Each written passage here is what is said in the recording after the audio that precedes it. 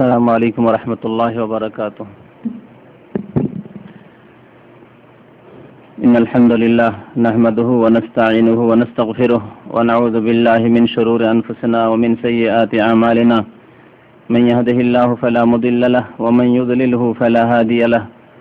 وأشهد أن لا إله إلا الله وحده لا شريك له وأشهد أن محمدا عبده ورسوله صلى الله تعالى عليه وعلى آله وصحبه وسلم تسليما كثيرا. أما بعد، فإن خير الحديث كتاب الله وخير الهدي هدي محمد صلى الله عليه وسلم وشر الأمور محدثاتها وكل محدثة بدعة وكل بدعة ضلالة وكل ضلالة في النار.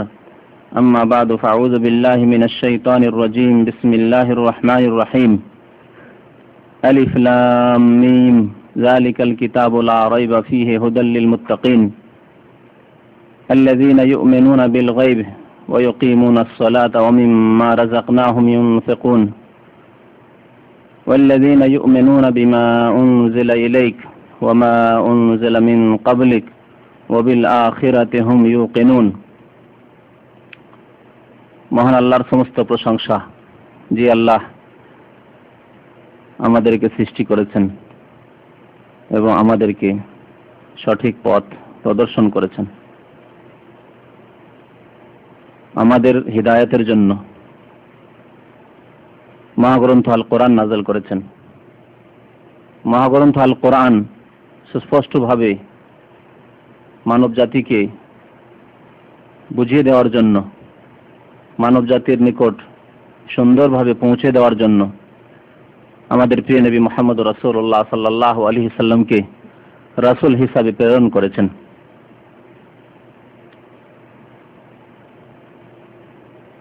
আজকে আলোচনা করব সংক্ষেপে মহাগ্রন্থ আল কোরআন যে আল্লাহ নাযিল করেছেন, এই কিতাবের যে হক প্রাপ্য আমাদের উপর রয়েছে।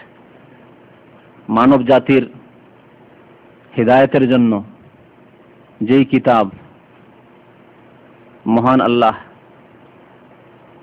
লৌহে মাহফুজ থেকে, সাত আকাশের উপর থেকে এই পৃথিবীতে নাযিল করেছেন, এবং যেই কিতাব কোনো মানব রচিত কিতাব নয়, কারো লেখা কিতাব নয়, কোনো মানুষের বাণী নয়, বরং স্বয়ং মহান আল্লাহ রাব্বুল আলামিনের কালাম, তার বাণী, তার কথা। মহাগ্রন্থ আল কোরআনের শব্দ এবং তার ভাব অর্থ সবকিছুই মহান আল্লাহর পক্ষ থেকে। হাদিস রাসূলুল্লাহ সাল্লাল্লাহু আলাইহি সাল্লামের বাণী, হাদিসের শব্দগুলি নবী করিম সাল্লাল্লাহু আলাইহি সাল্লামের, তবে তার ভাব, তার বিষয়বস্তু মহান আল্লাহর পক্ষ থেকে। এই জন্য এই অর্থে হাদিসও মহান আল্লাহর পক্ষ থেকে ওহী। তবে কোরআনে কারীম এমন একটি ওহী যার আলফাজ, শব্দ এবং যার মানি অর্থাৎ অর্থ সবকিছুই মহান আল্লাহ রাব্বুল আলামিনের পক্ষ থেকে এবং আল্লাহর কালাম, আল্লাহর বাণী।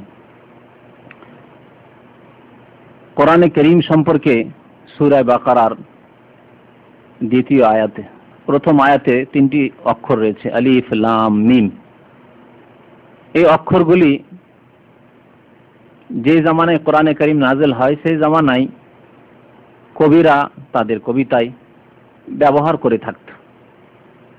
সে অনুসারে সেই যুগের লোকদের কাছে নতুন যেন না মনে হয়, যেন মনে হয় যে সেই যুগেরই কথাবার্তা।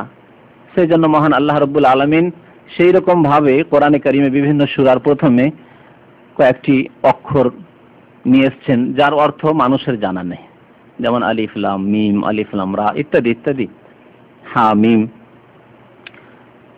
কবিরা সেই জামানায় চ্যালেঞ্জ করত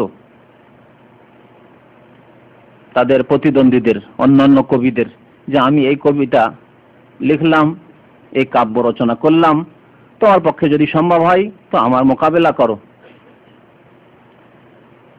আলিফ লাম মিম বা হা মিম ইত্যাদি ইত্যাদি এই অক্ষরগুলি দিয়ে আলিফ থেকে ইয়া পর্যন্ত এই অক্ষর দিয়ে আমি আমার কাব্য রচনা করেছি, তুমিও আলিফ থেকে ইয়া পর্যন্ত সেই অক্ষরগুলি ব্যবহার করে একটি সুন্দর অলংকারযুক্ত কবিতা রচনা করো। এইভাবে তারা চ্যালেঞ্জ করতো। মহান আল্লাহ রাব্বুল আলামিন তাদেরকে চ্যালেঞ্জ করেছেন। কোরআনে কারীমের বিভিন্ন সূরায় এই অক্ষরগুলি দিয়ে চ্যালেঞ্জ করা হয়েছে এবং কোরআনের একাধিক আয়াতে মহান আল্লাহ কাফের জাতিকে, সেই জামানার কাফের আরবরা এবং আরবদের মধ্যে বিশেষ করে যারা কাব্য রচনা করত তাদেরকে আল্লাহ রাব্বুল আলামিন চ্যালেঞ্জ করেছেন, হয় ঈমান নিয়ে এসো মহান আল্লাহর এই কিতাবের প্রতি, বিশ্বাস স্থাপন করো এবং কালিমা লা ইলাহা ইল্লাল্লাহ মুহাম্মাদুর রাসূলুল্লাহ পড়ে মুসলিম হয়ে যাও, আর না হলে তোমরা এই চ্যালেঞ্জকে গ্রহণ করো এবং এই রকমের সুবিন্যাসের সাথে তোমাদের কাব্য অথবা তোমাদের গদ্য তৈরি করে নিয়ে আসো। তারা এই চ্যালেঞ্জকে গ্রহণ করতে পারেনি এবং তারা হার মানতে বাধ্য হয়েছে। তারপরেই আল্লাহ রাব্বুল আলামিন বলছেন, যালিকাল কিতাব, এমন একটি কিতাব, এই কোরআনে কারীম এমন একটি কিতাব, লা রাইবা ফীহ, এই কিতাবে কোনো সন্দেহ নেই। সন্দেহ নেই এর অর্থ এই নয় যে কোনো মানুষ সন্দেহ করে না, অসংখ্য মানুষ কোরআনে বিশ্বাস করে না।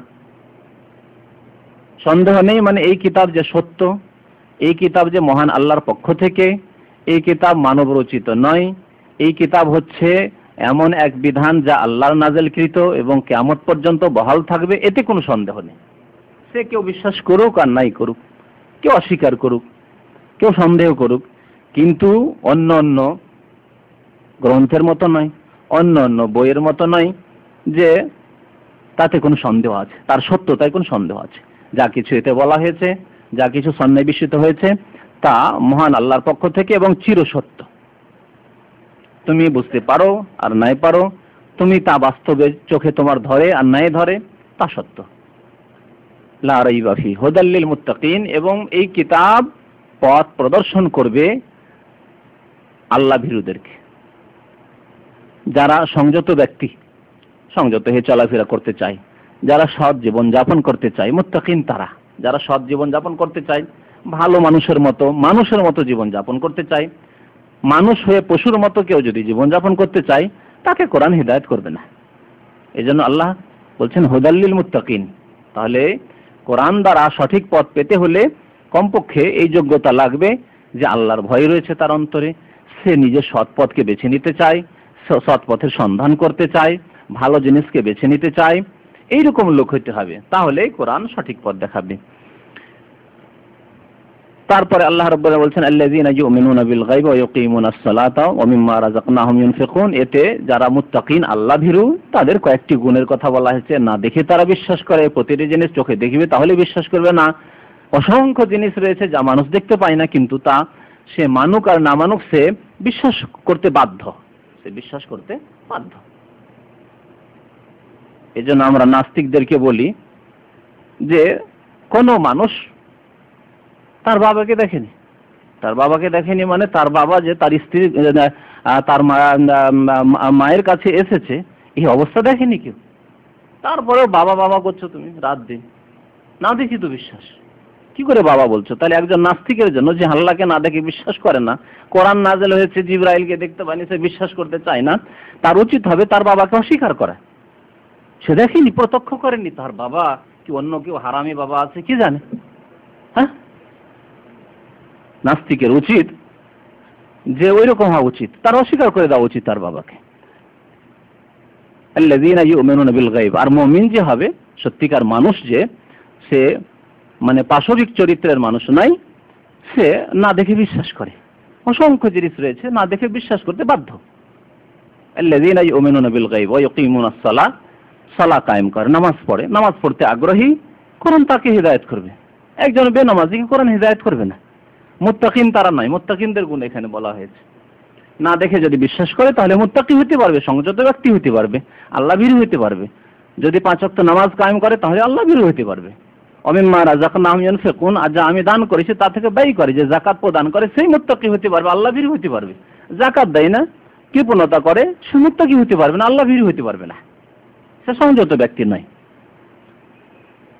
তারপরে মহান আল্লাহ বলছেন আল্লাযীনা ইউমিনুনা বিমা উনজিলা ইলাইক, যারা বিশ্বাস করে ওই কিতাবের প্রতি যা মহান আল্লাহ তোমার প্রতি নাযিল করেছেন হে মুহাম্মদ সাল্লাল্লাহু আলাইহি ওয়াসাল্লাম।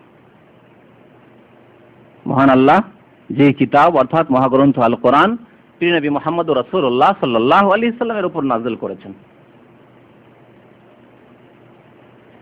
অনেক আয়াতে কোরআনে কারীম স্পষ্ট ভাষায় ইন্না আনজালনা ইলাইকাল কিতাব, হে নবী তোমার নিকট আমি কিতাব নাযিল করেছি। ইন্না নাহনু নাযালনা আলাইকাল কোরআনা তানজিলা, হে নবী তোমার উপর কোরআন নাযিল করেছি। তো অনেক আয়াত রয়েছে কোরআনে কারীমে যাতে স্পষ্ট ভাবে বলা হয়েছে যে নবী করিম সাল্লাল্লাহু আলাইহি ওয়াসাল্লামের উপর মহান আল্লাহ আল কোরআন আল করিম নাযিল করেছেন। এই কোরআনে কারীমের প্রথম হক মানুষের প্রতি হচ্ছে তার প্রতি বিশ্বাস স্থাপন করবে, তার প্রতি ঈমান নিয়ে আসা। প্রথম হক হচ্ছে যে ঈমান নিয়ে আসতে হবে যে এই কিতাব মানব রচিত নয় বরং আল্লাহর কিতাব। এই কিতাব আল্লাহর পক্ষ থেকে, এই কিতাব আল্লাহ রাব্বুল আলামিনের কালাম, আল্লাহর বাণী। এই কিতাব আল্লাহর পক্ষ থেকে নাযিল হয়েছে। কার প্রতি নাযিল হয়েছে? নবী মুহাম্মদুর রাসূলুল্লাহ সাল্লাল্লাহু আলাইহি সাল্লামের প্রতি, যিনি শেষ নবী, তার প্রতি নাযিল হয়েছে। এই কিতাবে কোনো সন্দেহ নেই, তাতে বিশ্বাসী হবে সে। এই কিতাবে সূরা ফাতিহা থেকে শুরু করে সূরা নাস পর্যন্ত যা কিছু আছে, হালাল হারাম, বৈধ অবৈধ, বিধি বিধান, আকীদার সাথে সম্পর্কীয় বস্তু যা বিশ্বাস করতে হয়, অথবা যা আমলের সাথে সম্পর্ক, যার মাসলা মাসাইলের সাথে সম্পর্ক, ঘটনাবলীর সাথে সম্পর্ক, ইতিহাস সম্পর্কে আলোচনা হয়েছে, সায়েন্স সম্পর্কে আলোচনা হয়েছে, বিভিন্ন বিষয়বস্তু নিয়ে আলোচনা হয়েছে। আল্লাহ রাব্বুল আলামিন যেসব জিনিস বিশ্বাস করতে বলেছেন তার মধ্যে পরলৌকিক একটি দিক রয়েছে, পরকাল, এবং পরকাল একটা বিস্তারিত কোর্স। পরকাল এই কবর থেকে শুরু করে একেবারে জান্নাত এবং জাহান্নাম পর্যন্ত অনেক কিছুই রয়েছে কোরআনে কারীমে। যা কিছু এই কোরআনে কারীমে রয়েছে সব কিছুর প্রতি ঈমান নিয়ে আসা, এ হচ্ছে কোরআনে কারীমের উপর, কোরআনে কারীমের হক মানুষের উপর। আর কোরআনে কারীম এমন একটি কিতাব যেই কিতাব আল্লাহ সারা বিশ্বের মানুষের জন্য নাযিল করেছেন, এবং কোরআনে কারীম এমন এক রাসূলের প্রতি নাযিল হয়েছে যেই রাসূলকে আল্লাহ সারা বিশ্বের মানবতার জন্য প্রেরণ করেছেন। ওমা আরসালনাকা ইল্লা কাফাতাল লিন-নাস, হে নবী আপনাকে সমস্ত মানুষের জন্য আমি প্রেরণ করেছি। কাফাতাল লিন-নাস, সারা বিশ্বের মানুষের জন্য পাঠিয়েছি। আরেক জায়গায় আল্লাহ বলছে ইল্লা রাহমাতাল লিল আলামিন, বিশ্ব জাহানের জন্য করুণা রহমত করে। তাহলে বিশ্ব জাহানের সবার জন্য। তাহলে এই কোরআনে কারীম নাযিল হয়েছে এবং রাসূল মুহাম্মদ সাল্লাল্লাহু আলাইহি ওয়াসাল্লাম প্রেরিত হয়েছেন সারা বিশ্বের যে কোনো মানুষের জন্য, যে কোনো মানুষের জন্য। সুতরাং প্রত্যেক মানুষের ওপর ফরজ সে কোরআনে কারীমে বিশ্বাস করবে, বিস্তারিতভাবে বিশ্বাস করবে, বিস্তারিতভাবে বিশ্বাস করবে। একটি কথা মনে রাখবেন, অন্য অন্য কিতাব সম্পর্কে তারপরের অংশটুকুতে আল্লাহ বলছেন ওমা ওয়াল্লাযীনা ইউমিনুনা বিমা উনজিলা ইলাইক ওমা উনজিলা মিন ক্বাবলিক, এবং তোমার পূর্বে যা কিছু নাযিল হয়েছে, হে নবী তোমার পূর্বে যা কিছু নাযিল করা হয়েছে, তাওরাত নাযিল হয়েছে, ইনজিল নাযিল হয়েছে, জবুর নাযিল হয়েছে অন্য অন্য আম্বিয়াদের ওপর, সেগুলির ওপর বিশ্বাস করতে হবে, কিন্তু সংক্ষিপ্ত বিশ্বাস। সংক্ষিপ্ত বিশ্বাসের অর্থ হচ্ছে যে এই কিতাবগুলি এক যুগে আল্লাহ নাযিল করেছে, এগুলি আল্লাহ প্রদত্ত ছিল, এগুলির বিধান একটা সীমিত সময়ের জন্য, পিরিয়ডের জন্য ছিল, সেই সময় শেষ হয়ে গেছে, এই কিতাবগুলি গ্রন্থের বিধানগুলিকে রহিত করে দেওয়া হয়েছে, ক্যান্সেল ঘোষণা করা হয়েছে। এই কিতাবের বাস্তবায়ন করে বা এই কিতাবের প্রতি বিশ্বাস রেখে কেউ আর মুক্তি পাবে না, যেহেতু সেই পিরিয়ড শেষ হয়ে গেছে, সেই সময় শেষ হয়ে গেছে। যেমন প্রত্যেক দেশের সংবিধান আছে এবং যুগে যুগে সংবিধান পরিবর্তন হয়েছে। কেউ যদি আজকে ভারত উপমহাদেশ ইংরেজদের সংবিধান দিয়ে বিচার করে বা বলে যে আমি সেই সংবিধান মানি, তাহলে সে আইনে দণ্ডিত হবে, সে শাস্তি পাবে। কেউ যদি বলে না আমরা মুসলমান, আমরা ওই মোগলদের যুগের আইন চাই, তবুও সেখানকার আইনে সে অন্যায় কাজ করল। জি, তো এ তো মানব রচিত, এসব কিছু, এসব সংবিধান মানব রচিত, তারপরেও সে দণ্ডিত হচ্ছে পৃথিবীতে। আর যেখানে মহান আল্লাহ রাব্বুল আলামিন স্পষ্ট ঘোষণা করেছেন যে সেই কিতাবগুলি একটি সীমিত যুগের জন্য ছিল, যুগ শেষ হয়ে গেছে, সেই কিতাবের আইন কানুন বিধানের বাস্তবায়নের আদেশ আল্লাহর পক্ষ থেকে শেষ করে দেওয়া হয়েছে। কোরআন কারীমের প্রতি বিস্তারিত বিশ্বাস রাখতে হবে আল্লাহর পক্ষ থেকে, এবং তার প্রত্যেকটি বিধান বিশ্বাস করতে হবে। প্রত্যেকটি, তাতে হুকুম আহকাম হোক, বিধি বিধান হোক, বৈধ অবৈধর কথাই হোক, করণীয় বর্জনীয় কথা হোক, অথবা কোনো ঘটনাবলী হোক যা অতীতে ঘটেছে, অথবা এমন কিছু হোক যা ভবিষ্যৎবাণী তাতে রয়েছে, ভবিষ্যৎবাণীর কথা রয়েছে। ইকতারাবাতিস সাআত ওয়ানশাক্কাল কামার, আল্লাহ কোরআনে এরকম অনেক ভবিষ্যৎবাণী করেছেন যে কিয়ামত নিকটবর্তী হয়েছে। ওয়ানশাক্কাতিল কামার, এবং চন্দ্র বিদীর্ণ হবে, চাঁদ টুকরো টুকরো হয়ে যাবে। ইযা শামসু কুবিরাত ওয়া ইযা নুজুমুন কাদারাত, এইভাবে অনেক ভবিষ্যৎবাণী রয়েছে। তাহলে অতীতের কথাই হোক আর ভবিষ্যতের কথা হোক, যা কিছু কোরআনে কারীম রয়েছে তার প্রতি ঈমান নিয়ে আসা। কোরআনে কারীমে যদি 5 ওয়াক্ত নামাজের কথা থাকে তা বিশ্বাস করতে হবে। আমলের কথা পরে বলবো, বিশ্বাস করতে হবে, প্রথম বিশ্বাস করতে হবে। রোজার কথা থাকে, সিয়ামের কথা প্রথম বিশ্বাস করতে হবে। কাবাকে কিবলার কথা বলা হয়েছে, বিশ্বাস করতে হবে। মুসলিম তুমি, তোমার কিবলা হচ্ছে কাবা, ইত্যাদি ইত্যাদি যা কিছু রয়েছে তা বিশ্বাস করতে হবে। তো আল্লাহ রাব্বুল আলামিন এই কোরআন কারীমের প্রতি বিশ্বাসের ক্ষেত্রে অনেক আয়াতে ঈমানের কথা উল্লেখ করেছেন। দ্বিতীয় হক কোরআন কারীমের হচ্ছে কোরআন কারীমের তিলাওয়াত করা এবং তিলাওয়াত শোনা, দুটি জিনিস। তিলাওয়াতের ক্ষেত্রে, কোরআন কারীমের তিলাওয়াতের ক্ষেত্রে তিলাওয়াত করা এবং তিলাওয়াত শোনা, এটি হচ্ছে কোরআন কারীমের হক। যদি কোনো মানুষ তিলাওয়াত করে তাহলে আপনাকে শুনতে হবে। আপনার কানে কোরআন কারীমের তিলাওয়াত পৌঁছেছে, তিলাওয়াত শুনতে হবে। মহান আল্লাহ কোরআন কারীমে ইরশাদ করেছেন, ওয়া ইযা কুরিয়াল কুরআনু ফাসতামিউ লাহু ওয়া আনসিতু লাআল্লাকুম তুরহামুন। যখন কোরআন তিলাওয়াত করা হবে তখন ফাসতামিউ লাহু, কোরআন শুনবে। ফাসতামিউ মানে মনোযোগ সহকারে শোনা। একটা হচ্ছে শোনা আর একটা মনোযোগ সহকারে শোনা। কি বলা হচ্ছে মন লাগিয়ে শোনা। আমরা দুই রকম শোনা শুনি, শুনছি আবার অন্যদিকে কথাও বলছি, গল্পও করছি, এরকম শোনাও তো শুনি। ওটা শোনা শুধু, ওটাকে বলা ফাসমাউ, শোনো। আর ফাসতামিউ মানে মন লাগিয়ে শোনা, মনোযোগ সহকারে শোনা। আল্লাহ ফাসতামিউ বলেছেন, মনোযোগ সহকারে শোনো। ওয়া আনসিতু, শোনা শুধু শোনা নয়, শোনার সাথে কথাবার্তা বলতে পারে মানুষ। সেজন্য আল্লাহ বলেছেন ওয়া আনসিতু, নীরব থাকো, চুপ থাকো। ওয়া আনসিতু, কোরআন কারীম তেলাওয়াত হচ্ছে, শুনতে হবে, কথাবার্তা বন্ধ করে দিতে হবে। আর যদি শোনা অসম্ভব হয় তাহলে কোরআন কারীম বন্ধ করে দিয়ে, তেলাওয়াত বন্ধ করে দিয়ে। ধরেন আপনি গাড়িতে চলছেন, রেডিও সেন্টার থেকে তেলাওয়াত আসছে, সাথে সাথে কথাও বলছেন, রেডিও চালু আছে, কোরআনের তেলাওয়াত আসছেন না, গুনাহগার আপনি। এই কোরআনের বিধান আপনি অমান্য করলেন, আপনি বা পালন করলেন না আপনি। আল্লাহ বলছেন ফাসতামিউ, মনোযোগ সহকারে শোনো।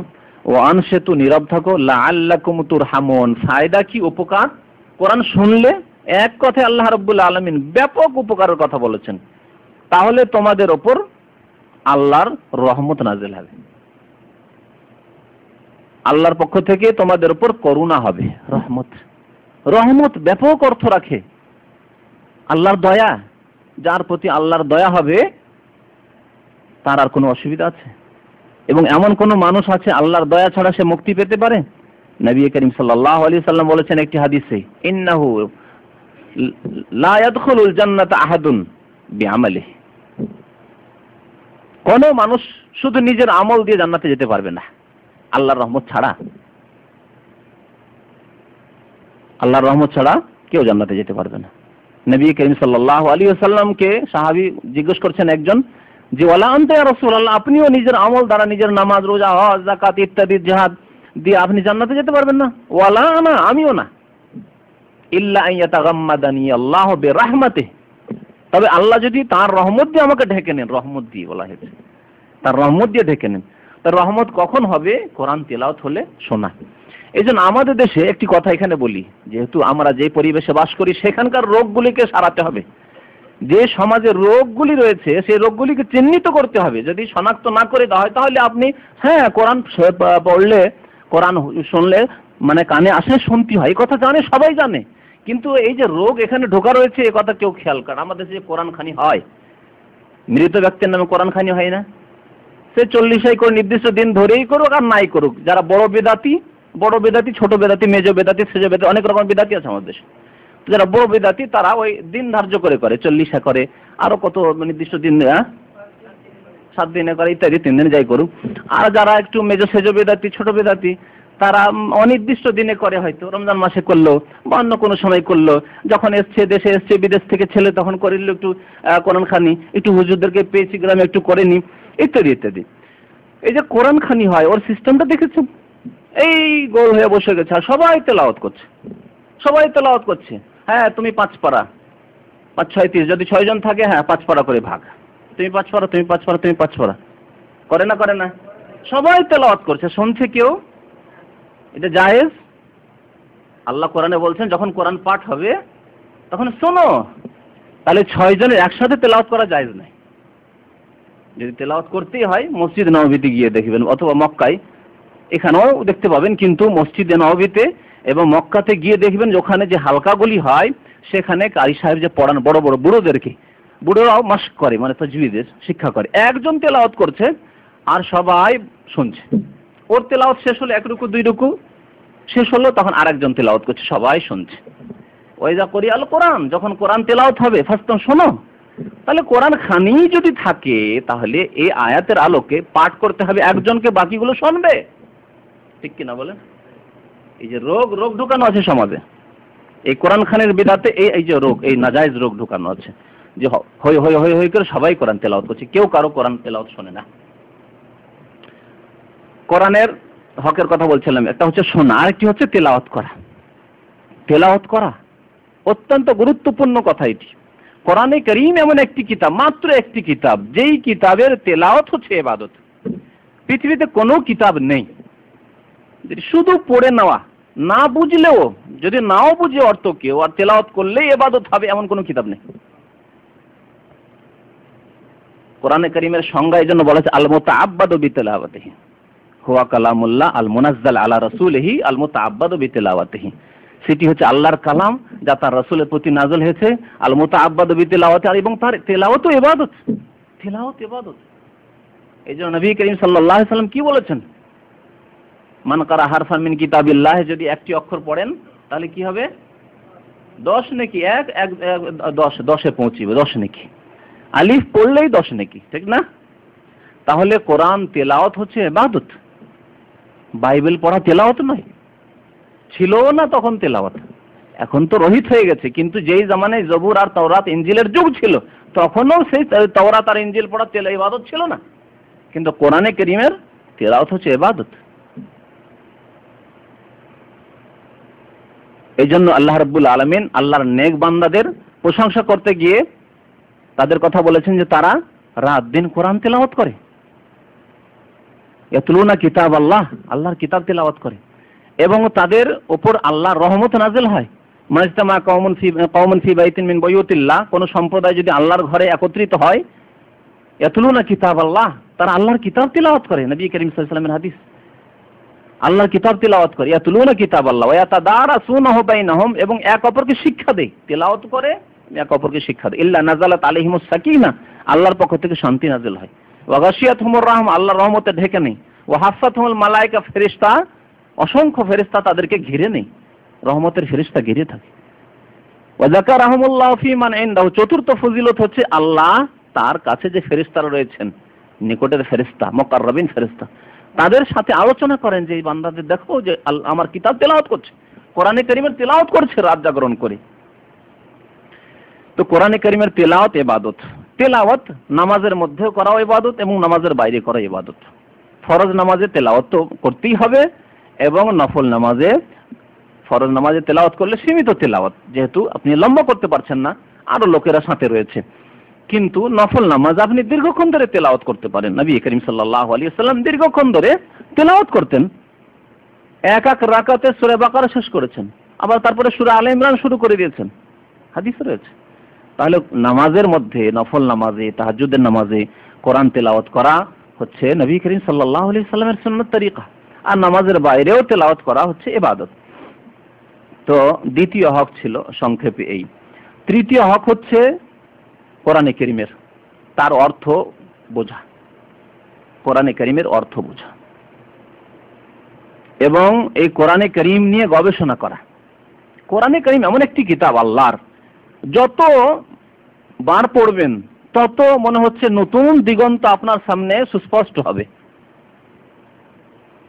যতই বড় আলেম হন না কেন, কেউ এই দাবি করতে পারবেন না যে কোরআনে কারীম বুঝে শেষ করে দিচ্ছি, যথেষ্ট তাফসীর বুঝে নিয়েছি বাস।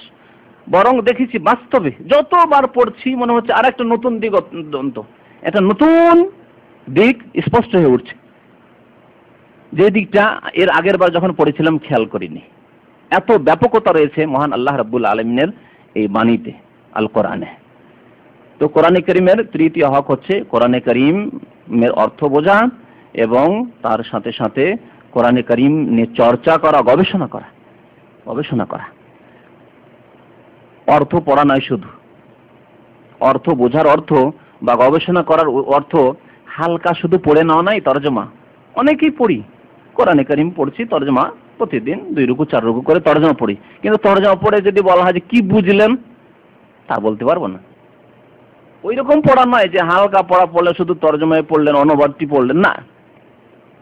বুঝেন মহান আল্লাহ রাব্বুল আলামিন কি বলেছেন, কি রয়েছে আল্লাহর কথায়, এটা থেকে কি হিদায়াত পেলাম, কি পাথে এখান থেকে সঞ্চয় করতে পারলাম, কি দিক নির্দেশনা পেলাম এতে। এ হচ্ছে কোরআনে কারীম অধ্যয়ন করার উদ্দেশ্য। তো কোরআনে কারীমকে বুঝতে হবে। এই ক্ষেত্রে মনে রাখবেন, আগে বলেছি যে কোরআনে কারীমের তেলাওয়াত যদি শুধু তেলাওয়াত করে, অর্থ নাও বোঝে, তাতেও সওয়াব রয়েছে, যে সওয়াবের কথা বললাম। আর কোনো ব্যক্তি যদি কোরআনে কারীমের অর্থ বুঝে, তার তাফসীর ব্যাখ্যা বুঝে, তার সাথে তেলাওয়াত করে, তাহলে তার সওয়াব আরো বেশি। এক শ্রেণীর লোকেরা বলে যে কোরআনে কারীম বিনা বোঝায় তেলাওয়াত করে লাভ কি? না, লাভের কথা কোরআনে রয়েছে, হাদিস রয়েছে, তেলাওয়াতের কথা রয়েছে। অর্থ বুঝুক আর নাই বুঝুক, একজন অনারব মানুষ সব কথার অর্থ নাও বুঝতে পারে, আর সব সময় সে তাফসীর পড়তে পারবে তাও পারবে না। কোরআন তেলাওয়াত করছে, রমজান মাসে, মোবারক মাসে সে সময়কে কাজে লাগাচ্ছে, অল্প কিছু তাফসীর পড়ছে, কিন্তু তেলাওয়াতও করছে, কোরআনটা খতম করবে, সেই জন্য সওয়াব রয়েছে, শুধু তেলাওয়াতেরও সওয়াব রয়েছে। তাহলে এই ধরনের যারা কথা বলে তারা ভুল কথা বলে। পক্ষান্তরে এক শ্রেণীর লোকেরা রয়েছে, না শুধু তেলাওয়াতের অত্যন্ত গুরুত্ব, কিন্তু অর্থই বুঝে না, আর গাড়ি হাফেজ তৈরি করে, শুধু সিম্পল হাফেজ, উচিত নয়।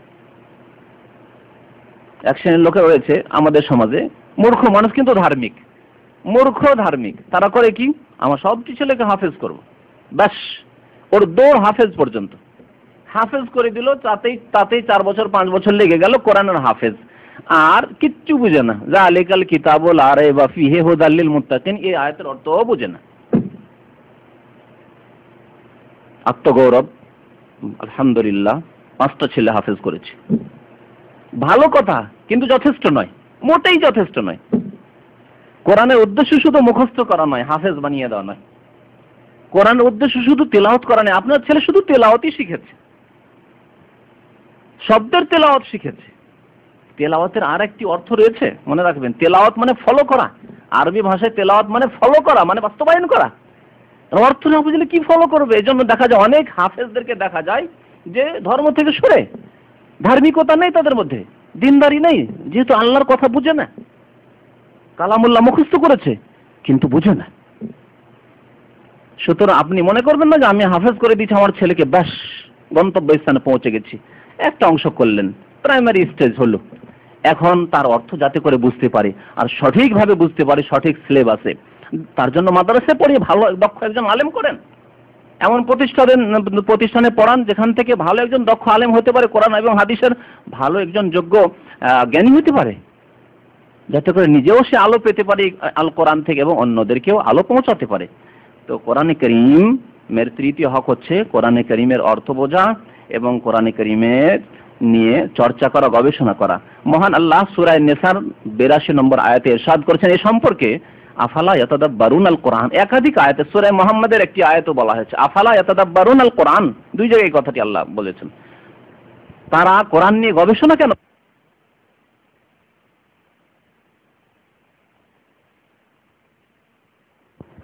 আম আলা কুলুবিন আকফালুহা, সূরা মুহাম্মদ এই অংশটুকু রয়েছে, আম আলা কুলুবিন আকফালুহা, তাদের অন্তরে কি তালা লাগা রয়েছে? তাদের অন্তরে কি তালা মারা রয়েছে? তালা দিয়ে যদি কোনো ঘরকে বন্ধ রাখা হয় তাহলে সেই ঘরে কোনো কিছু ঢুকানো যাবে না, কোনো কিছু বের করা যাবে না। তো যারা কোরআন নিয়ে চর্চা করে না, কোরআন নিয়ে গবেষণা করে না, তাদের অন্তরে তালা মারা রয়েছে, কিছু ঢুকতে পারছে না। কোরআনে আল্লাহ কি বলেছেন কিছু ঢুকছে না। আল্লাযিনা ইউকিমুনাস সালাতা আকিমুস সালাহ পড়েই যাচ্ছে, অথচ নামাজের পাবন্দি নেই, ফজরে ঘুমাচ্ছে হাফেজ সাহেব বা একটু কোরআন তেলাওয়াতকারী। রমজান মাসে মাশাআল্লাহ কত খতম যে দিল, আর কতবার যে ইউকিমুনাস সালাহ পড়লো, কিন্তু 5 ওয়াক্ত নামাজই কায়েম করে না। তারপরে রমজান পড়ে সওয়াল গেলেই সওয়ালে আসলেই নামাজ ছুটে গেল। বুঝতে পারছেন না? এই হলে হবে না। তো কোরআন নিয়ে গবেষণা করতে আল্লাহ বলেছেন, কোরআনের অধ্যয়ন করতে বলেছেন। আফালা ইয়াতাদাব্বারুনাল কোরআন আম আলা কুলুবিন আকফালুহা, সূরা মুহাম্মাদে। আর সূরা নিসায় আল্লাহ বলছেন আফালা ইয়াতাদাব্বারুনাল কোরআন, কোরআন নিয়ে তারা গবেষণা কেন করেন না? ওয়ালাউ কানা মিন ইনদি গায়রিল্লাহ, এই কোরআন যদি আল্লাহ ছাড়া অন্য কারো পক্ষ থেকে হতো, আল্লাহ প্রদত্ত না হতো, মানব রচিত হতো, লাওয়াজাদু ফিহি ইখতিলাফান কাসীরা, তাহলে তাতে অনেক বিরোধ পেত। এক জায়গায় এক কথা, আরেক জায়গায় আরেক কথা, আরেক জায়গায় আরেক কথা, এক কথার সাথে আরেক কথা দ্বন্দ্ব, মানুষের কথাই থাকে। যেহেতু মানুষ ভুল মুক্ত নয়, ভুলে যায়, মানুষ ভুলে যায়। আজকের আলোচনা একরকম বললাম, হতে পারে 2 মাস 6 মাস পরে আজকে যে কি বললাম বলে গিয়ে আজকে এক প্রশ্নের জবাবে একটি কথা বললাম, আর একদিন হতে পারে 2-4 সপ্তাহ পরে আরেক কথা বলে ফেলেছি। বাস্তব সত্য হতে পারে, মানুষের পক্ষে হতে পারে।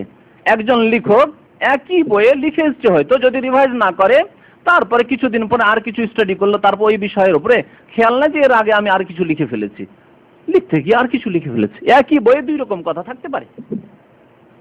সুন্দর করে যদি তার সম্পাদনা না হয়, রিভাইজ যদি না হয়, তাহলে তাতে বিরোধ থাকতে পারে। মানুষের লেখা জিনিস, মানব রচিত জিনিস।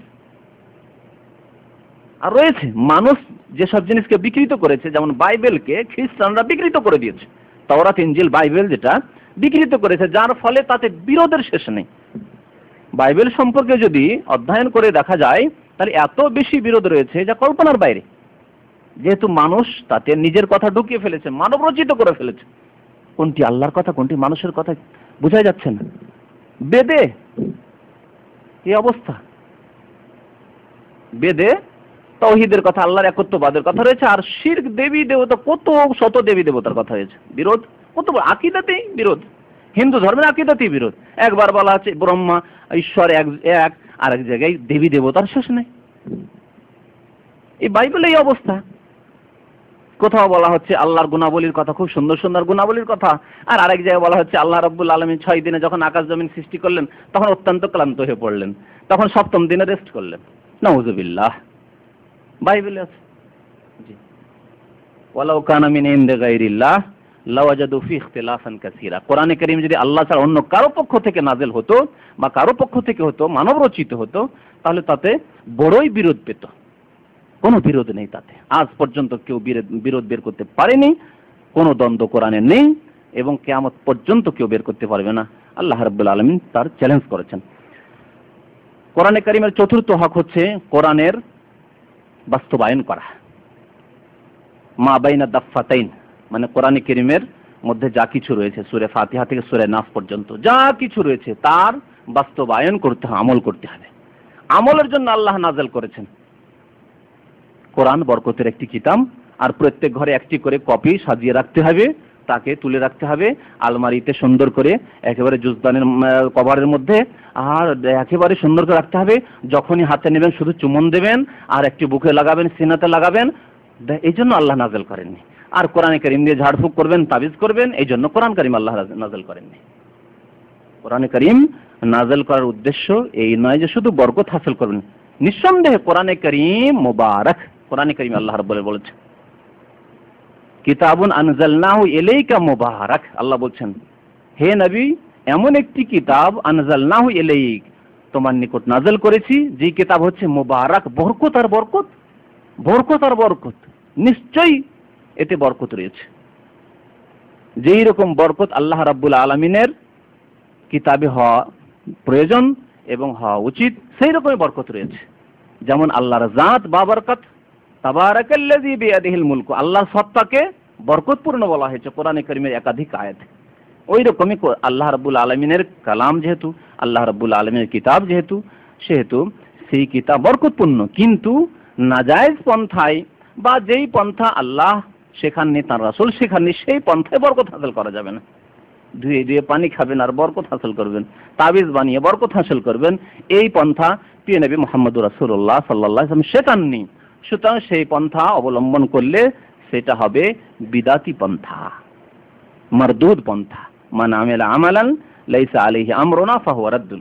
প্রিয় নবী মুহাম্মদুর রাসূলুল্লাহ সাল্লাল্লাহু আলাইহি ওয়াসাল্লাম সহিহ মুসলিমের হাদিসে বলছেন, কেউ যদি এমন কোনো কর্ম করে যেটি আমার পন্থা নয়, লাইসা আলাইহি আমরুনা, এই পথটি আমার নয়, ফাহুয়া রাদ্দুন, তা প্রত্যাখ্যাত, রিজেক্টেড, মারদুদ, তা গ্রহণযোগ্য নয়, আল্লাহ গ্রহণ করবেন না। তো কোরআনের প্রতি আমল করা, কোরআনে যা কিছু রয়েছে বাস্তবায়ন করতে হবে। সাহাবায়ে কেরামদের তরিকা কেমন ছিল? একটি হাদিসে রয়েছে, সাহাবী বলছেন, আব্দুল্লাহ বিন মাসউদ সম্ভবত বলছেন যে যখন কোরআন নাযিল হতো তখন আমরা 10টি আয়াত এর বেশি পড়তাম না। 10টি আয়াত পড়তাম, প্রথম পড়লাম, তারপরে বুঝলাম, অধ্যয়ন করলাম কি বলা হয়েছে তাতে, তারপরে আমল করতাম, বাস্তবায়ন করতাম, তারপর আগে বাড়তাম। জি। আর একটি উক্তি রয়েছে সাহাবায়ে কেরামদের, যে যখন কোরআনে কারিমে ইয়া আইয়ুহাল্লাযীনা আমানু বলা হতো, হে ঈমানদার মানুষেরা, তখন আমরা সজাগ হয়ে যেতাম, একেবারে কানকে খাড়া করে দিতাম যে কি বলা হচ্ছে। হয় আদেশ, যা পালন করতে হবে, না হয় নিষেধ, যা থেকে বিরত থাকতে হবে, সতর্ক থাকতে হবে, সজাগ হয়ে যেতাম। আর কত ইয়া আইয়ুহাল্লাযীনা আমানু, কত আকিমুস সালাহ, কত কি শুনছি আমরা, কিন্তু না, কোনো আসার নেই, কোনো প্রতিক্রিয়া নেই আমাদের। অসংখ্য বেনামাজি আজকে মুসলিম। তো কোরআনে কারীমকে আল্লাহ রাব্বুল আলামিন এই জন্য নাযিল করেছেন যে কোরআনের বাস্তবায়ন হইতে হবে, আমল হইতে হবে, যতটুকু আমাদের পক্ষে সম্ভব, এবং যার যতটুকু দায়িত্ব আছে পালন করতে হবে। এবং কোরআনে কারীমে শুধু ব্যক্তি জীবনের কথাই নেই, ব্যক্তি জীবনের কথা রয়েছে, পারিবারিক জীবনের কথা রয়েছে, পারিবারিক জীবনের কথা নেই, স্বামী স্ত্রীর সাথে কি সম্পর্ক, ছেলেদের সাথে বাবার কি সম্পর্ক, বাবার সাথে ছেলেদের কি সম্পর্ক, মেয়েদের সাথে বাবার কি সম্পর্ক, ইত্যাদি ইত্যাদি সব কিছু রয়েছে। পারিবারিক, তালাক, বিয়ে শাদী, ইদ্যত, সবকিছু রয়েছে তাতে। এমনকি মরে গেলে তার বিধান কি, তালাকের বিধান কি, ওয়ারাসাত, অর্থনীতি রয়েছে তাতে, হালাল হারাম, সুদের কথা রয়েছে, ওয়ারাসাতের ভাগ বন্টনের, জমি জায়গার ভাগ বন্টনের কথা রয়েছে, ধন সম্পদের ভাগ বন্টনের কথা রয়েছে, ইত্যাদি ইত্যাদি, ওসিয়তের কথা রয়েছে, অর্থনীতি রয়েছে, রাষ্ট্রনীতি রয়েছে, সমাজনীতি রয়েছে, সবকিছু রয়েছে। সুতরাং প্রত্যেকটি ক্ষেত্রে জীবনের যথাসাধ্য আল্লাহ রাব্বুল আলামিনের এই কিতাবের বাস্তবায়ন হতে হবে, তার প্রতি আমল করতে হবে। এই হচ্ছে তৃতীয় হক। কোরআনকে আল্লাহ নাযিল করেছেন তার বাস্তবায়নের জন্য। এটি হচ্ছে গাইড বুক, আসমানি সিলেবাস। আপনাকে যদি একটি গাইড বুক দেওয়া হয়, সৌদি আরব যখনই এসছেন তখনই আপনাকে সৌদি এমবিসিতে ভিসা স্ট্যাম্পিং এর সাথে সাথে একটা গাইড বুক দিয়ে দিচ্ছে। তাতে লেখা আছে, দেখো সৌদি আরব যাচ্ছ, ওখানকার আইন হচ্ছে রমজান মাসে তুমি পানাহার করতে পারবে না রাস্তাঘাটে। ওখানকার আইন হচ্ছে যে যদি গাঁজা অথবা হিরোইন যদি তোমার কাছে পাওয়া যায় তার এই শাস্তি রয়েছে। তুমি যদি ব্যবসা করো, এখান থেকে ওখানে পাচার করায় তুমি যদি অভিযুক্ত হও, তাহলে তোমার জন্য এই দণ্ড হচ্ছে তোমার মৃত্যুদণ্ড, ইত্যাদি ইত্যাদি। তাহলে সেই যে আপনি গাইড বুকটি পেয়েছেন, ওটি যদি না পড়েন তাহলে কি জানতে পারবেন? জানতে পারবেন? জানলেন না। কিতাবটিকে সুন্দর করে, ওই যে গাইড বুক দিয়েছিল এমবিসিতে, সুন্দর করে নিয়ে এসছেন, একেবারে কভারে লুকিয়ে একেবারে নতুন করে রেখেছেন, কাউকে স্পর্শ করতে দেননি, আর নিয়ে এসে সুন্দর করে সেলফে সাজিয়ে রেখে দিচ্ছেন, আর গাঁজার ব্যবসা শুরু করেছেন, গাঁজার ব্যবসা শুরু করেছেন। বাঁচতে পারবেন? বাঁচতে পারবেন না। জি, ওই রকমই হচ্ছে অবস্থা আজকালকার অধিকাংশ মুসলমানদের। এবং একটি কথা মনে রাখবেন যে কোরআনে কারীমের ওপর এই মুসলিম উম্মাত এত জুলুম করেছে যা অন্য কোনো কিতাবের সাথে জুলুম করা হয়নি। এরকম কোরআনে কারীমের ওপর এত বেশি জুলুম করেছে, অত্যাচার করেছে, যেহেতু আলোচনায় আজকে হচ্ছে কোরআনে কারীমের হক, যেই অত্যাচার অন্য কোনো কিতাবের উপর কেউ করেনি।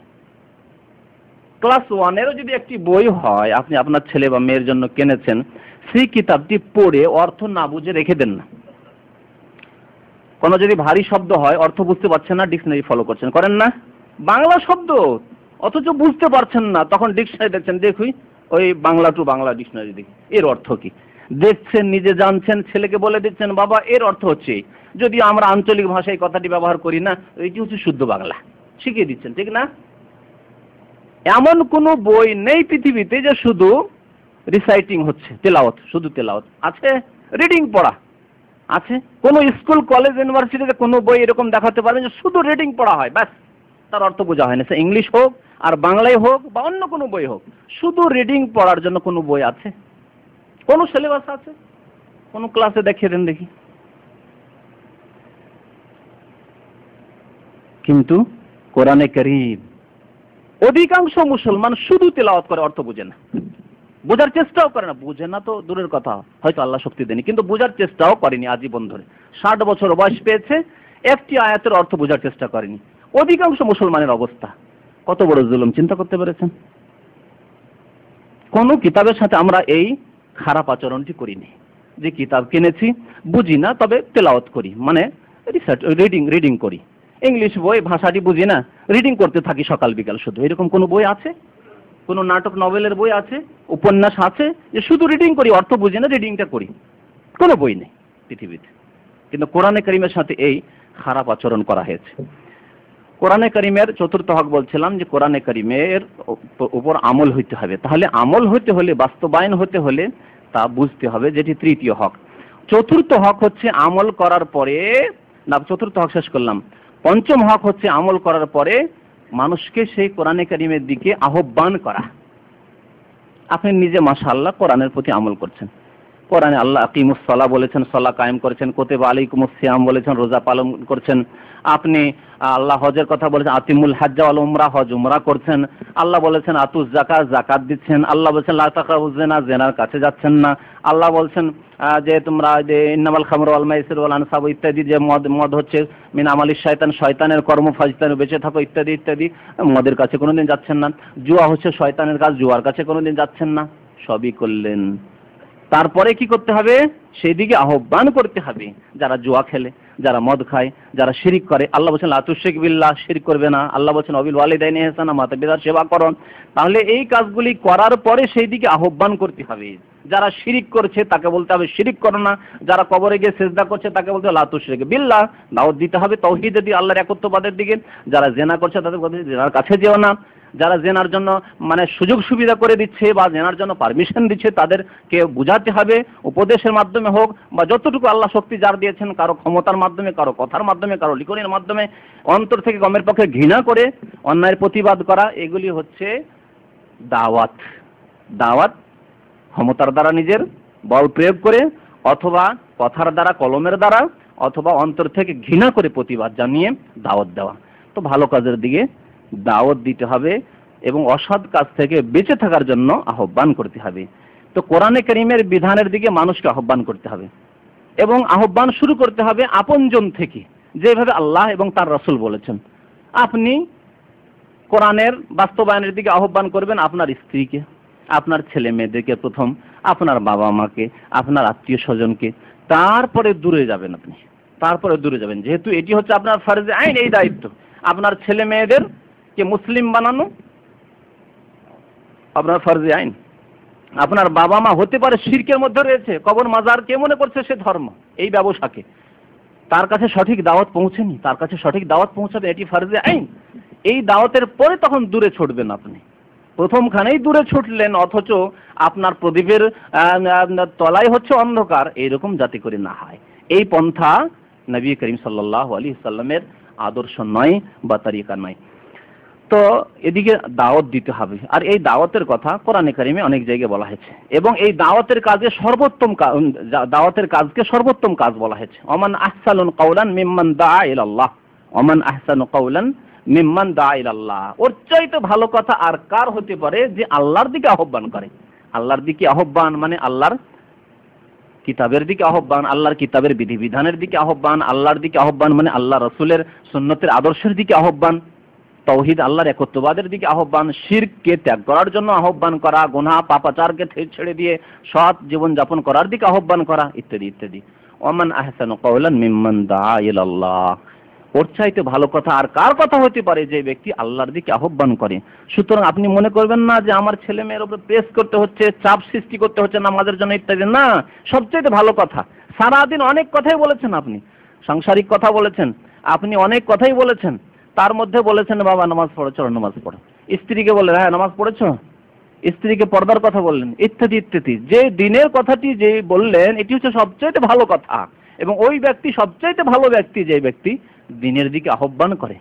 সুতরাং এটি তো আপনার ফরজ দায়িত্ব আছে, কিন্তু এর ফজিলত অপরিসীম। এর চাইতে ভালো কথা আর পৃথিবীতে হয় না। যেহেতু আপনি যে দাওয়াত দিলেন এটি আল্লাহর কথা, রসুলের কথা। রাসূলুল্লাহ সাল্লাল্লাহু আলাইহি ওয়াসাল্লাম দায়ী ছিলেন, আহ্বানকারী ছিলেন, মানুষকে আহ্বান করেছেন আল্লাহর একত্ববাদের দিকে। সুতরাং আপনার মিশন, আপনার কাজ হচ্ছে রাসূলুল্লাহ সাল্লাল্লাহু আলাইহি ওয়াসাল্লামের মিশন, যেই জন্য আল্লাহ রাব্বুল আলামিন তার রাসূলকে প্রেরণ করেছেন। সুতরাং পঞ্চম হক কোরআনে কারীমের হচ্ছে কোরআনের দিকে দাওয়াত দেওয়া। ষষ্ঠ হক হচ্ছে কোরআনের বিচার ব্যবস্থা চালু করা। কোরআনের বিচার ব্যবস্থা চালু করা ব্যক্তি জীবনে তো সহজ, পারিবারিক জীবনে অনেকটাই সহজ, যদিও ব্যক্তি জীবন চাইতে একটু মুশকিল। মানে নিজে ভালো হয়ে যাওয়া সহজ, কিন্তু স্ত্রীকে ভালো করা, ছেলে মেয়েদেরকেও ভালো করা আর একটু কষ্টকর। সমাজকে, তারপরে সমাজে যান, হ্যাঁ, গোটা সমাজকে, গ্রামকে, অঞ্চলকে ঠিক করা আর একটু কষ্টকর। তারপরে রাষ্ট্রীয় পর্যায়ে আরোই বড় কষ্টকর, আরোই বড় কষ্টকর। তাহলে জীবনের প্রতিটি ক্ষেত্রে কোরআনের বিচার ব্যবস্থা চালু করার জন্য সচেষ্ট হওয়া, এটি হচ্ছে কোরআনের একটি হক। ফালা ওয়া রাব্বিকা লা ইউমিনুনা হাত্তা ইউহাক্কিমুকা ফীমা শাজারা বাইনাহুম। আল্লাহ বলছেন যে তোমার রবের শপথ, আল্লাহ নিজেই শপথ করেছেন নিজের, লা ইউমিনুন, অতক্ষণ মুমিন হতে পারবে না যতক্ষণ পর্যন্ত নবী করিম সাল্লাল্লাহু আলাইহি ওয়াসাল্লামের বিচার ব্যবস্থা না মেনে নেবে। কোরআনে কারীম রাসূলের প্রতি নাযিল হয়েছে আল্লাহর পক্ষ থেকে। যেই ব্যক্তি কোরআনের বিচার মানল না, সে রাসূলের বিচার মানল না। হাত্তা ইউহাক্কিমুকা ফীমা শাজারা বাইনাহুম, যত সমস্যা আছে সমস্ত সমস্যার ক্ষেত্রে নবী করিম সাল্লাল্লাহু আলাইহি ওয়াসাল্লামের পক্ষ থেকে যে বিচার ব্যবস্থা দেওয়া হয়েছে, যে সমস্যার সমাধান দেওয়া হয়েছে, সেই সমাধানকে যে সাদরে গ্রহণ না করবে সে মুমিন হতে পারবে না। আল্লাহ শপথ করে বলছেন, কসম করে, ফালা ওয়া রাব্বিকা লা ইউমিনুন। কোরআনে কারীমের সপ্তম হক হচ্ছে কোরআনে কারীমের আদব কায়দা খেয়াল রাখা। আদব কায়দা খেয়াল রাখা, এটি আলহামদুলিল্লাহ আমরা মুসলিমরা অধিকাংশ রাখি। বিশেষ করে আমাদের বাংলা ভাষাভাষী মানুষরা কোরআন আদব কায়দা রাখি, কিন্তু অনেক সময় বাড়াবাড়ি আবার করি। বাড়াবাড়ি না করে আদব কায়দা রাখতে হবে কতটুকু, যতটুকু নবী করিম সাল্লাল্লাহু আলাইহি ওয়াসাল্লাম এবং সাহাবায়ে কেরামরা রেখেছেন। যেহেতু এই ক্ষেত্রেও তাদেরকে আদর্শ মানতে হবে, তাদেরকে আদর্শ মানতে হবে। কোরআনে কারীমের আদব কায়দা খেয়াল রাখতে হবে। কোরআনে কারীম আদব কায়দা বিভিন্ন দিক থেকে খেয়াল রাখতে হতে পারে।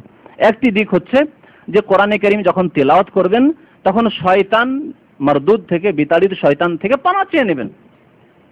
এমনি অন্যান্য বই পড়ার মতো শুরু করে দিলেন, পড়তেন না। ফাইদা কারাআতাল কোরআন ফাস্তাইজ বিল্লাহি মিনাশ শাইতানির রাজিম, এটি কোরআনের আদব।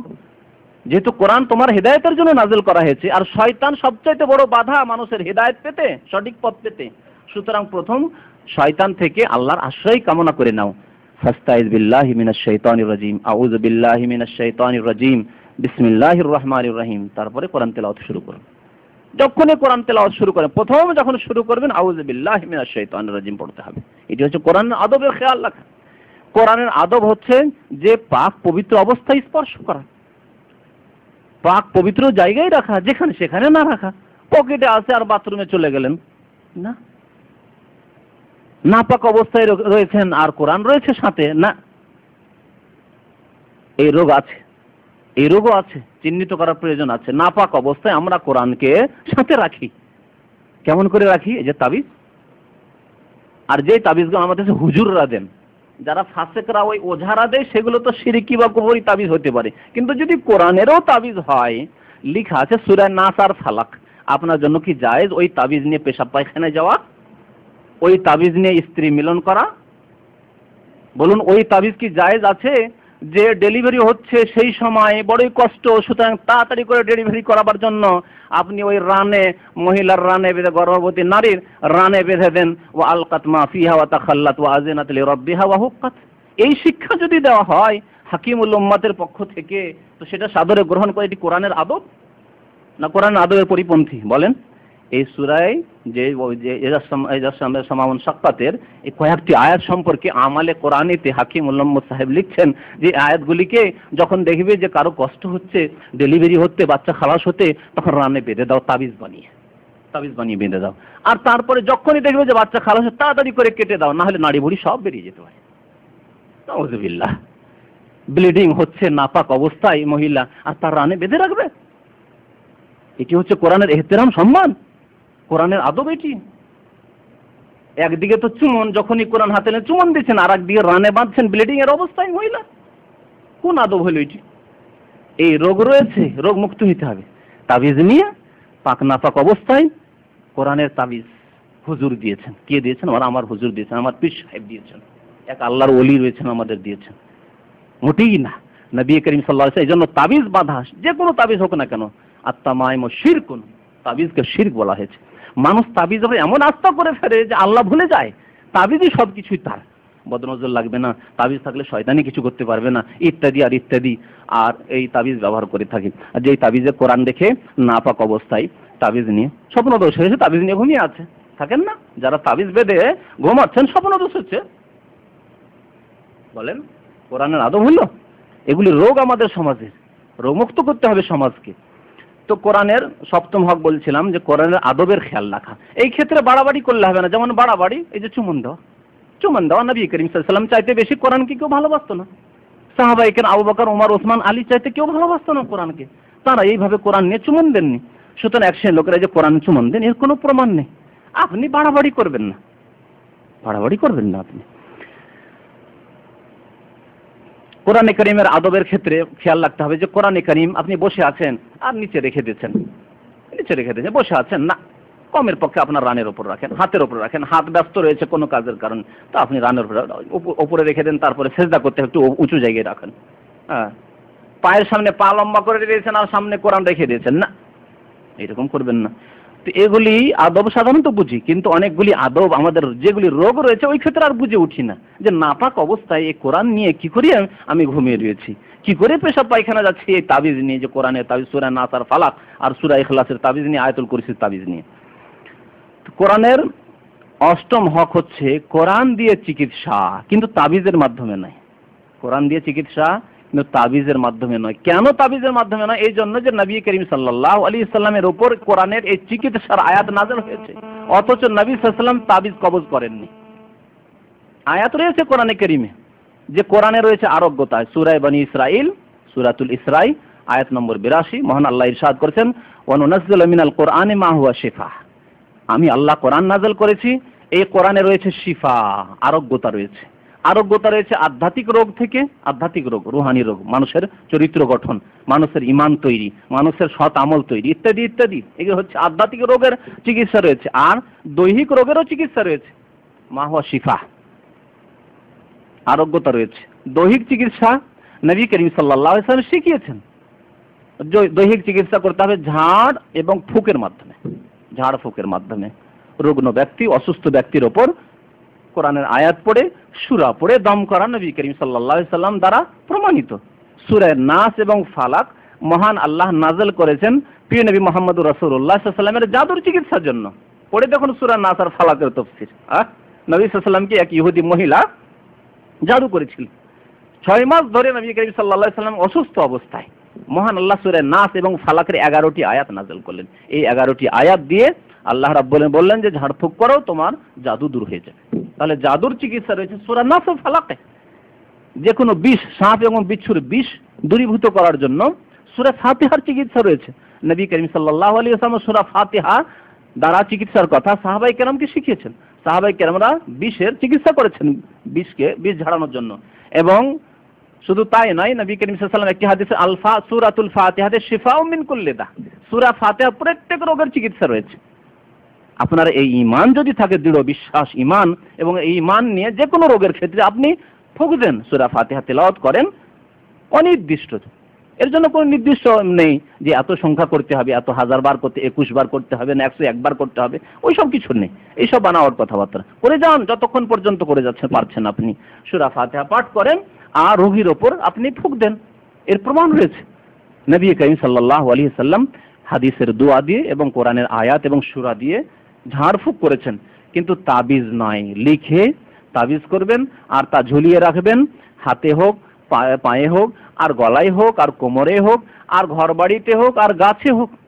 আমাদের দেশে যাতে করে ফলে কেউ বদনজর না লাগিয়ে দেশে যেন গাছেও তাবিজ ঝুলানো হয়, জমিতে তাবিজ পুতানো হয়, বাড়ির কর্নারে বিভিন্ন 4 কর্নারে 4টি তাবিজ পুঁতে রেখেছে যাতে করে এই বাড়ি থেকে বদনজর না লাগায়, চুরি হবে না, ডাকাতি হবে না, ইত্যাদি ইত্যাদি, বাড়ি বন্ধ করে এই তাবিজ দিয়ে। তো তাবিজ করা নবী করিম সাল্লাল্লাহু আলাইহি ওয়াসাল্লাম কঠোরভাবে নিষেধ করেছেন। আত-তামাইম শিরকুন বলেছেন, এবং আরো বলেছেন মান তাআল্লাকা তামিমাতান ফাকাদ আশরাকা, কেউ যদি তাবিজ ঝোলায় সে শিরিক করলো। আর এক হাদিসে নবী সাল্লাল্লাহু আলাইহি ওয়াসাল্লাম বলেছেন মান তাআল্লাকা তামিমাতান ফাকাদ ওয়াকিলা ইলাই, কেউ যদি তাবিজ ঝোলায় তাহলে আল্লাহ তার সাহায্য করেন না, আল্লাহ তার সাহায্য করেন না। তখন তার তাবিজ তাকে তাবিজের সুপুর্দ করে দেওয়া হয়, তাবিজের কাছ থেকে সাহায্য নয়, আল্লাহর মদদ তার জন্য হয় না। সুতরাং মহান আল্লাহ বলেছেন যে শিফা রয়েছে কোরআনে, কিন্তু এই শিফা কেমন করে নিতে হবে এই আয়াত যেহেতু আমাদের নবী সাল্লাল্লাহু আলাইহি ওয়াসাল্লামের প্রতি নাযিল হয়েছে, নবী সাল্লাল্লাহু আলাইহি ওয়াসাল্লাম যেভাবে শিফা আরোগ্যতার কথা বলেছেন সেইভাবেই করতে হবে, আর তা হচ্ছে ঝাড়ফুঁকের মাধ্যমে। তবে কিছু উলামায়ে কেরাম বলেছেন যে রোগীর ওপর ঝাড়ফুঁক করা যদি অসম্ভব হয়, হয়তো রোগীকে সামনে পাওয়া যাচ্ছে না, অনেক দূরে রয়েছে, অথবা যে কোনো কারণে মহিলা রোগী রয়েছে, তো ওইভাবে মহিলা রোগীর ওপর ঝাড়ফুঁক করা অসুবিধার ব্যাপার। সুতরাং পানিতে অথবা তেলে যদি ফুঁক দিয়ে বা কোনো কিছুতে ফুঁক দিয়ে সেটি যদি ব্যবহার করা হয় তো করা যেতে পারে। ফুঁক ছাড়া তাবিজ, কবচের বা বালা ইত্যাদি ইত্যাদি ব্যবহার করা এসব জায়েজ নয়, এসব শরীয়তের বাইরের জিনিস, বিদআত, বরং এগুলি হচ্ছে শিরক, ছোট শিরক অথবা বড় শিরক।